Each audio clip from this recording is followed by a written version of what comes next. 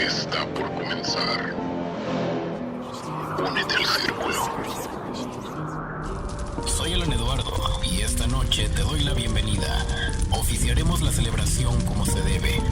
Toma asiento porque el sábado está por comenzar y todos hemos de adorar al macho cabrío.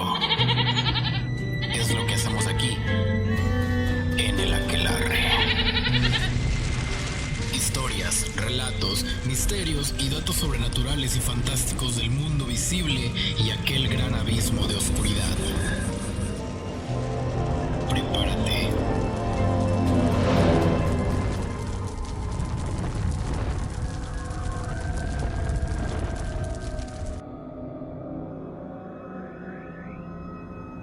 Hey, hola, ¿qué tal? Muy buenas noches. Sean bienvenidos nuevamente a su podcast favorito de terror, El Aquelarre. Aquí estamos nuevamente, otra semana, en esta noche de miércoles, dando de qué hablar y qué pensar en esta mitad de semana. Una disculpa a ustedes, público.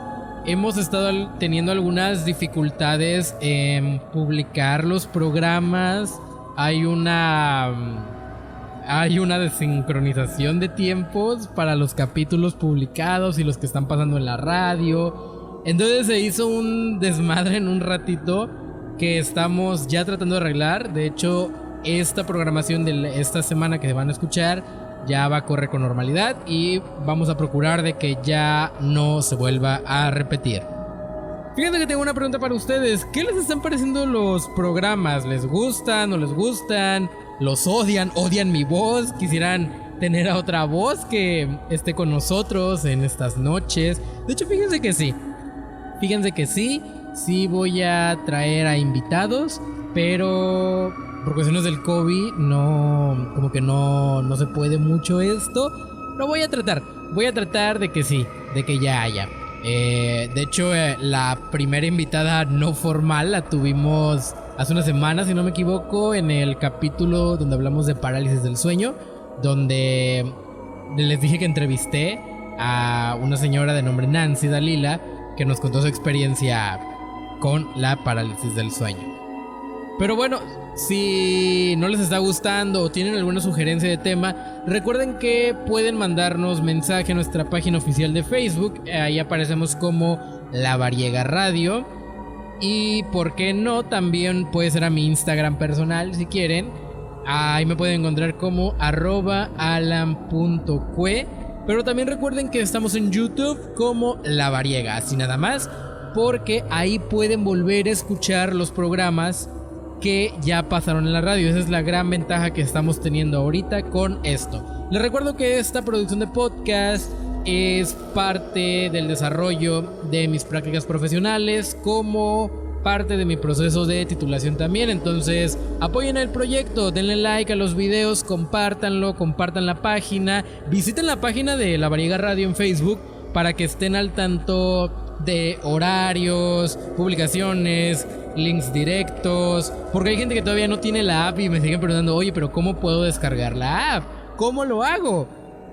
Ahí nada más, y siempre te los he repetido, vayan a la página de Facebook y en las publicaciones siempre ponemos el link de descarga para la aplicación. Ahorita desafortunadamente únicamente disponible para Play Store, entonces para dispositivos Android sí pueden descargarlo. Para iOS espérenos tantito. Pero ahora, sin más que decir, déjenme les digo que el tema de esta noche sí es algo fuerte, así que se recomienda discreción. Es un tema bastante delicado si lo ponemos en una balanza, pero es un caso tan cruel y perturbador que le sucedió a una persona, precisamente tan atroz que podríamos pensar que es de una película, es de una ficción, pero realmente no. Y fíjense que más allá de ver con un plano paranormal, de monstruos y figuras demoníacas, mucho tiene que ver, sí, con los verdaderos monstruos que somos los humanos. Porque bueno, imagínate, solo imagínate que tu vida es de lo más normal, estudias, llevas buenas calificaciones, te juntas con tus amigas a jugar, platicar, etc. Y de la nada eres secuestrada o secuestrado. Nada más, porque sí, realmente no sabes por qué. Y al final de la tortura física, tu fin llega al fin. Es un tema, como ya les dije, bastante fuerte, que vámonos con este. Esta noche, desde el fuego y la oscuridad, el caso Junko Furuta.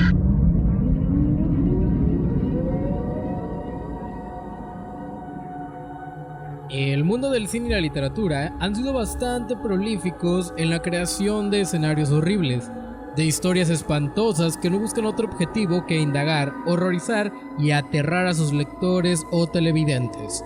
Sin embargo, hay ocasiones en las que el mundo real parece generar su propia dosis de crueldad, generando eventos cuyo libreto pareciera haber sido escrito en el infierno. Los eventos que aquí se relatan son tristemente reales, por más que muchos desearíamos que no lo hubieran sido. Los antecedentes del crimen. La historia de Junko Furuta comienza el 25 de noviembre de 1988. En aquel entonces, Japón era un pugnante en la economía, una potencia en toda regla y seguramente el único país del mundo capaz de desafiar a Estados Unidos. La población del país se sentía entonces segura. Ni siquiera el evento del fantasma de los 21 rostros había sido suficiente para esparcir el miedo entre la población.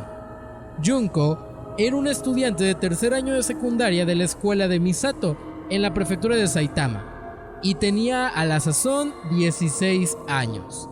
Aquel 25 de noviembre, mientras se dirigía a su hogar, fue abordada por 4 jóvenes de 17 años que la llevaron hasta su casa. No se sabe si lo hicieron mediante intimidación o si la convencieron, afirmando, por ejemplo, que estaba en peligro y que ellos podrían ayudarla. Pero lo cierto es que de alguna manera lograron llevarla a casa de uno de ellos. La joven jamás volvería a ver el mundo exterior. Junko Furuta, nacida el 18 de enero de 1971, fallecida el 4 de enero de 1989, fue una estudiante japonesa que fue secuestrada, brutalmente torturada, violada y asesinada por 4 estudiantes del mismo colegio en noviembre del 88 en Japón. Su caso de homicidio se llamó Caso de asesinato de joven de secundaria en cemento, debido a que su cuerpo fue descubierto en un bidón relleno de hormigón. El abuso fue perpetuado principalmente por 4 adolescentes: Hiroshi Miyao, Yo Aogura, Shinji Minato y Yasushi Watanabe. Aproximadamente 100 personas sabían sobre el cautiverio de Furuta, pero no lo denunciaron o ellos mismos participaron en la tortura y el asesinato. La mayoría de los participantes eran amigos de los adolescentes, que eran miembros de bajo rango de los Yakuza.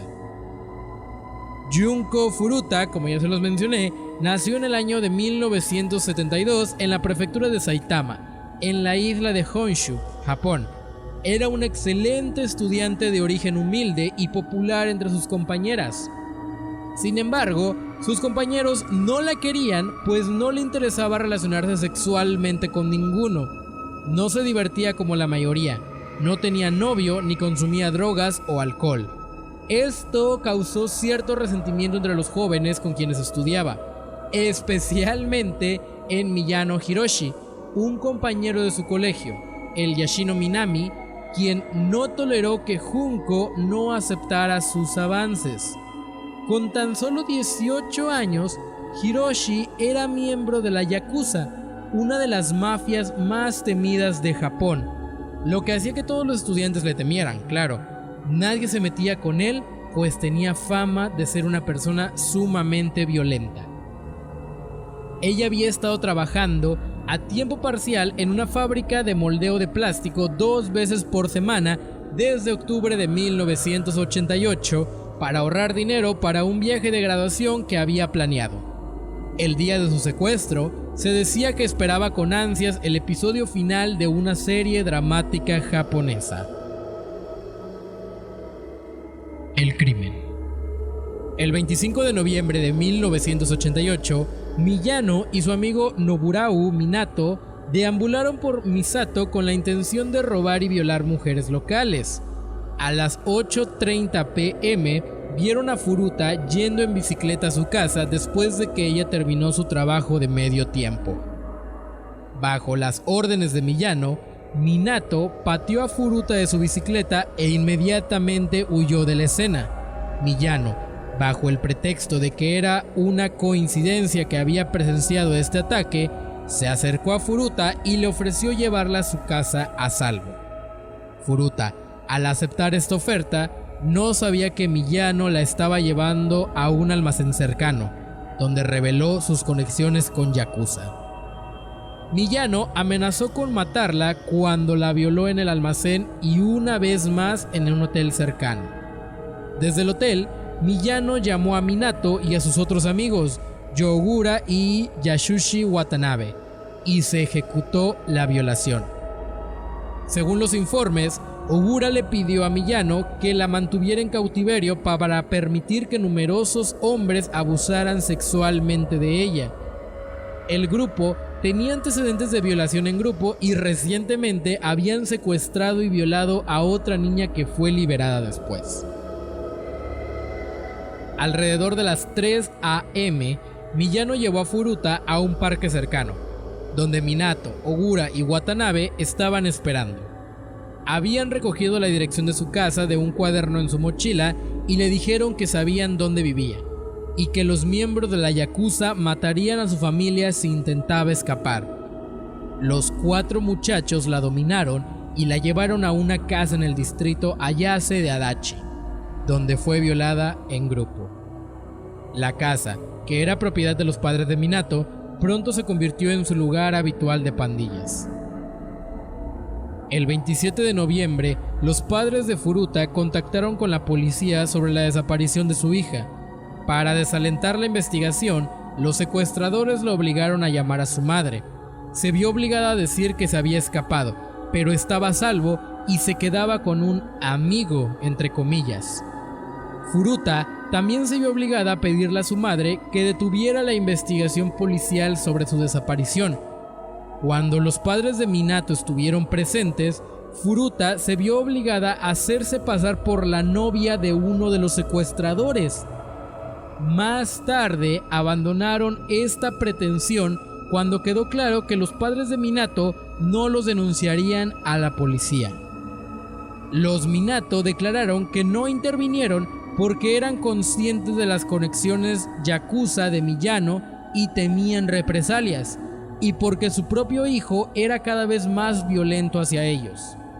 El hermano de Minato también estaba al tanto de la situación, pero no hizo nada para evitarlo. Furuta permaneció cautiva en la residencia de Minato durante 40 largos días, tiempo durante el cual fue violada y torturada en repetidas ocasiones. El grupo responsable también invitó y alentó a sus otros amigos de la Yakuza a atormentar a Furuta. Más tarde se dijo que más de 100 hombres habían participado en la violación y la tortura. Según las declaraciones de los jóvenes en el juicio, los 4 violaron y vejaron a Furuta de diversas maneras. Entre ellas figura la introducción de cuerpos extraños, incluyendo una barra de hierro en su parte íntima, obligarla a beber su propia orina, alimentarla con cucarachas, inserción de artefactos pirotécnicos en su recto y posteriormente prenderlos, entre muchas otras cosas horribles más. La situación llegó a tal punto que, según declaraciones de uno de ellos, le llevaba más de 1 hora arrastrarse escaleras abajo para ir al baño.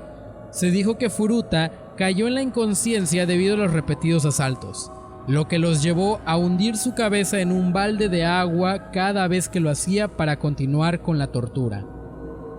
Cuando se encontró su cuerpo, había botellas de Oromanin C en su ano y su rostro era irreconocible. También se descubrió que estaba embarazada, a pesar del daño severo en su útero. Algunos de los cómplices han sido identificados oficialmente, incluidos Tetsuto Nakamura y Koichi Ihara, quienes fueron acusados de violación después de que se encontró su ADN en el cuerpo de la víctima. Ihara fue presuntamente intimidado para violar a Furuta. Después de dejar la casa de Minato, le contó a su hermano sobre el incidente. Posteriormente, su hermano le dijo a sus padres, quienes contactaron a la policía. 2 policías fueron enviados a la casa de Minato. Sin embargo, se les informó que no había ninguna niña dentro. Los oficiales de policía rechazaron una invitación para mirar alrededor de la casa, creyendo que la invitación por sí sola era prueba suficiente de que no había nada malo como para encontrar algo. Ambos oficiales enfrentaron una reacción considerable de la comunidad. Si hubieran registrado la casa y localizado a Furuta, su terrible experiencia solo habría durado 16 días, y bien, podría haberse recuperado de sus heridas. Los 2 oficiales fueron despedidos por no seguir el procedimiento. A principios del mes de diciembre, Furuta intentó llamar a la policía, sin embargo, fue descubierta por Miyano antes de que pudiera decir algo. Cuando la policía volvió a llamar, Miyano les informó que la llamada de emergencia original fue un error. Como castigo por contactar a las autoridades, los atacantes de Furuta rociaron sus piernas y pies con líquido de encendedor y le prendieron fuego. También empujaron una botella grande en su recto, causándole un severo sangrado. Según los informes, tuvo convulsiones. Durante su juicio declararon que pensaban que estaba fingiendo un ataque epiléptico, por lo que le prendieron fuego nuevamente. Sobrevivió a estas heridas y continuó siendo violada y torturada. Se informó que Furuta les pidió a sus captores en múltiples ocasiones que la mataran y acabara con esto, pero ellos se negaron. En cambio, la obligaron a dormir afuera en el balcón durante el invierno y la encerraron en un congelador. Uno de los secuestradores le dijo a la corte que sus manos y piernas estaban tan dañadas que le llevó más de 1 hora arrastrarse escaleras abajo para el baño. Debido a la gravedad de la tortura, finalmente perdió el control de la vejiga y el de sus esfínteres, por lo que posteriormente fue golpeada por ensuciar las alfombras. Tampoco podía beber agua ni consumir alimentos, ya que vomitaba después de cada intento, por lo cual recibía más palizas. La brutalidad de los ataques alteró drásticamente la apariencia de Furuta. Su cara estaba tan hinchada que era difícil reconocer sus rasgos. Su cuerpo también estaba severamente lisiado, emitiendo un olor a putrefacción horrible, lo que causó que los 4 jóvenes perdieran interés sexual en ella. Como resultado, los jóvenes secuestraron y violaron en grupo a una mujer de 19 años que, como Furuta, se dirigía a su casa del trabajo. El 4 de enero de 1989, Junko fue retada a jugar el Mahjong. Después de perder un juego, Hiroshi Miyano decidió desahogar su ira contra Furuta. En este punto, Furuta apenas estaba viva. Debido a la frustración, los muchachos la golpearon con una barra de hierro. La patearon y golpearon y colocaron 2 velas cortas en sus párpados, quemándolos con la cera caliente. La pusieron de pie y le golpearon los pies con un palo. En este punto, ella cayó sobre una unidad estéreo y colapsó en un ataque de convulsiones. Como estaba sangrando profundamente y el pus emergía de sus quemaduras infectadas, los 4 muchachos se cubrieron las manos con bolsas de plástico que estaban pegadas con cinta adhesiva en sus muñecas. Continuaron golpeándola y dejaron caer una pelota de ejercicios de hierro sobre su estómago varias veces. Le vertieron líquido para encendedores sobre los muslos, los brazos, la cara y el estómago, y una vez más le prendieron fuego. Furuta supuestamente hizo intentos de apagar el fuego, pero gradualmente dejó de responder. Según los informes, el ataque duró 2 horas. Furuta finalmente sucumbió a las heridas y murió ese día. Menos de 24 horas después de su muerte, el hermano de Nobuharu Minato lo llamó para decirle que Furuta parecía estar muerta. Temerosos de ser penalizados por asesinato, el grupo envolvió su cuerpo en mantas y lo metió en una bolsa de viaje. Luego pusieron su cuerpo en un tonel de 208 litros y lo llenaron con concreto húmedo. Alrededor de las 8 p.m. cargaron y finalmente depositaron el tambor en un camión de cemento en Koto hasta Tokio. El 23 de enero de 1989, Hiroshi Miyano y Yo Ogura fueron arrestados por la violación en grupo de la mujer de 19 años que habían secuestrado en diciembre. El 29 de marzo, 2 agentes de la policía fueron a interrogarlos, ya que se había encontrado ropa interior femenina en sus direcciones. Durante el interrogatorio, uno de los oficiales llevó a Miyano a creer que la policía estaba al tanto del asesinato cometido por él, pensando que Yo Ogura había confesado los crímenes contra Furuta. Miyano le dijo a la policía dónde encontrar el cuerpo de Furuta. La policía quedó inicialmente perpleja por la confesión, ya que se referían al asesinato de una mujer diferente y su hijo de 7 años que ocurrió 9 días antes del secuestro de Furuta. Ese caso sigue sin resolverse hasta el día de hoy. La policía encontró el tonel que contenía el cuerpo de Furuta al día siguiente. Fue identificada a través de huellas dactilares. El 1 de abril de 1989, Yo Ogura fue arrestado por una agresión sexual por separado y posteriormente arrestado de nuevo por el asesinato de Furuta. El arresto de Yasushi Watanabe, Nobuharu Minato y el hermano de Minato fueron los hechos que sucedieron después. Las torturas. La policía del lugar, y sobre todo los médicos forenses, determinaron que sufrió más de 500 violaciones por un número desconocido de personas, que como ya les dije, se comenta que fueron aproximadamente 100, pudieron haber sido más. Las torturas infligidas a Junko Furuta fueron las siguientes según los médicos forenses: traerla desnuda la mayor parte del tiempo, violarla entre los 4 todos los días, invitar a miembros de la mafia y yakuza a violarla, golpearla a cada momento, con tubos y palos de golf, estrellarle la cara repetidamente contra el suelo de cemento, orinar sobre ella, fotografiar y grabar todo el tiempo las torturas, obligarla a masturbarse delante de sus captores o sus invitados antes de violarla, introducirle objetos en el recto, privarle del agua y la comida, hacerle comer cucarachas vivas y beber su propia orina, amputación de pezón izquierdo con un alicate, atadura de pies y manos, hacerle perder el control de los esfínteres, reprenderla violentamente cuando hacía algo que no querían, romperle todos los huesos de una mano, a pisotones, meterla varias horas en un congelador, quemarle los párpados con cera caliente, clavarle docenas de agujas de coser en los pechos, provocarle quemaduras de cigarro en sus partes íntimas, entre muchas otras cosas horribles. El juicio.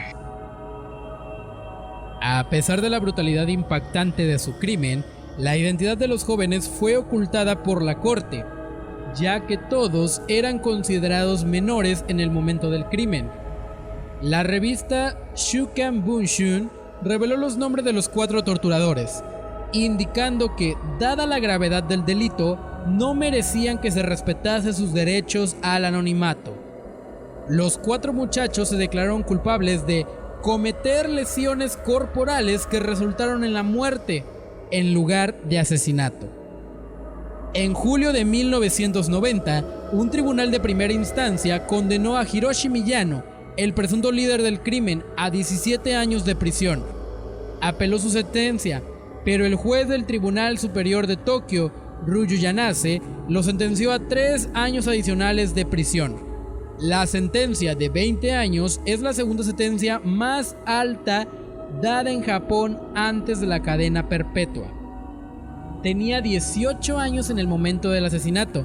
Según los informes, la madre de Miyano envió a los padres de Furuta 50 millones de yenes, lo que en dólares serían aproximadamente 425,000, luego de vender la casa de su familia. A Miyano se le negó la libertad condicional en el 2004 y en enero de 2013 Miyano fue arrestado nuevamente por fraude. Debido a evidencia insuficiente, fue liberado sin cargos más tarde ese mes. Nobuharu Minato, quien originalmente recibió una sentencia de 4 a 6 años, fue resentenciado de 5 a 9 años por el juez Ryuyanase en apelación. Tenía 16 años en el momento del asesinato. Los padres y el hermano de Minato no fueron acusados. Los padres de Furuta estaban consternados por las sentencias recibidas por los asesinos de su hija y ganaron una demanda civil contra los padres de Nobuharu Minato, en cuyo hogar se cometieron los crímenes. En 2018, Minato fue arrestado nuevamente por intento de asesinato después de golpear a un hombre de 32 años con una varilla de metal y cortarle la garganta con un cuchillo.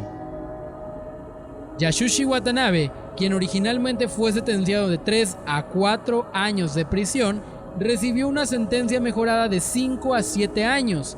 Tenía 17 años en el momento del asesinato. Por su participación en el crimen, Joe Ogura estuvo 8 años en prisión juvenil antes de ser liberado en agosto de 1999. Tenía 17 años en el momento del asesinato. Después de su liberación, se dice que se jactó de su papel en el secuestro, violación y tortura de Furuta. En julio de 2004, fue arrestado por agredir a Takatoshi Isono, un conocido con el que él pensó que su novia podría haber estado involucrada. Ogura arrastró a Isono, lo golpeó y lo empujó dentro de su camioneta. Lo llevó a Adachi, al bar de su madre en Misato, donde supuestamente Isono recibió una paliza durante 4 horas. Durante ese tiempo, Ogura repetidamente amenazó con matar al hombre, diciéndole que había matado antes y que sabía cómo salirse con la suya. Fue sentenciado a 7 años de prisión por el asalto a Isono y desde entonces ha sido liberado. La madre de Ogura supuestamente destrozó la tumba de Furuta, afirmando que había arruinado la vida de su hijo. También se ha informado de que Ogura había agotado los ahorros de su padre, dinero destinado a ser restituido a la familia de Furuta, comprando y consumiendo una serie de artículos de lujo. Se consideró que las sentencias eran demasiado leves para los crímenes cometidos y las 4 personas estaban protegidas por disposiciones especiales aplicadas a personas de 18 años o menos. Durante la sentencia, el juez comentó que se había infligido violencia excepcionalmente grave y atroz a la víctima y que Junko Furuta había sido asesinada tan brutalmente a la temprana edad de 17 años. Al escuchar los detalles de la brutal violación y tortura, un espectador en el juicio se desmayó. La madre de Furuta también tuvo un colapso mental, quien requirió tratamiento psiquiátrico.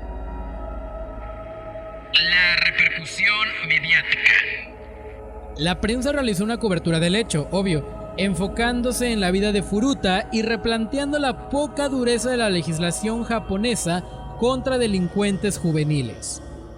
Lo horrible del caso ha llamado la atención de varios medios y se han hecho desde películas hasta cómics, pero lamentablemente la versión más fiel a lo que realmente ocurrió es un documental hecho poco después de la primera sentencia en 1989 y solo se puede encontrar en japonés. En él se puede ver el funeral de Junko. Sus compañeras la despidieron entre llantos diciendo "Bienvenida a casa, Jun-chan".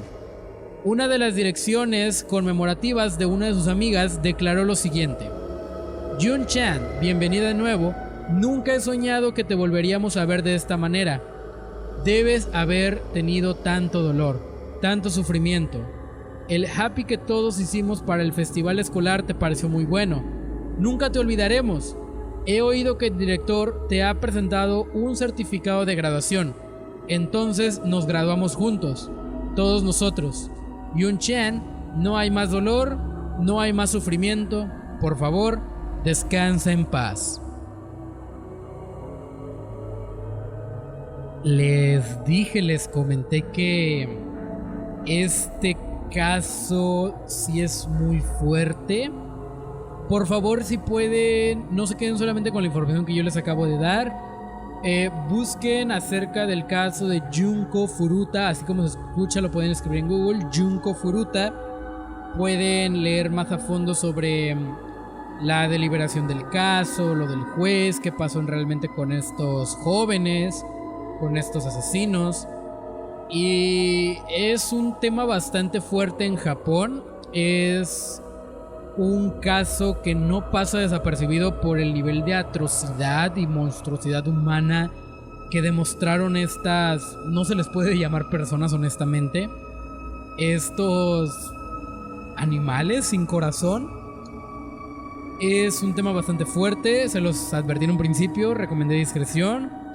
Evidentemente todos aquí con respeto. Se me hizo un tema muy interesante también para compartir con ustedes por la misma atrocidad y monstruosidad humana, no tanto un tema paranormal, sino para que veamos que también estas cuestiones horripilantes que creemos que solamente pueden pasar en la ficción o en leyendas, o precisamente eso, que son leyendas nada más, cuentos, realmente no lo son, pasaron, y hay muchos otros casos como el de Junko Furuta que sucedieron. Pero esos casos se los traeré en otra ocasión. Es de esta forma como terminamos nuevamente con una emisión de El Aquelarre. ¿Qué les pareció el tema de esta noche? Fuerte, ¿no? Cargadito.